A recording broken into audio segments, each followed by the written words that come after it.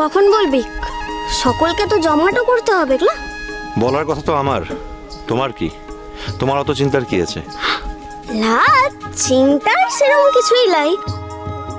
আসলে লা বলা পর্যন্ত তো মু আর কলকাতা শহরটাতে ফিরতে পারছি না।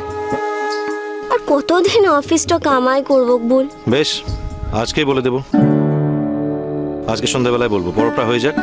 এই দেখো বুলবেগ বলছে, এখনো কে বলার কথাটা ভাবছে নাকি?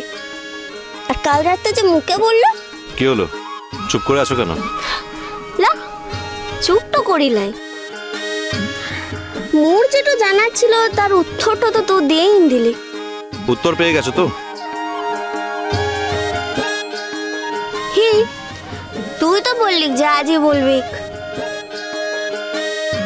সত্যিই আজ বলবো, আজ সবার সামনে বলবো যে পলাশবনির এই মেয়েটাকে আমি বড্ড ভালোবাসি।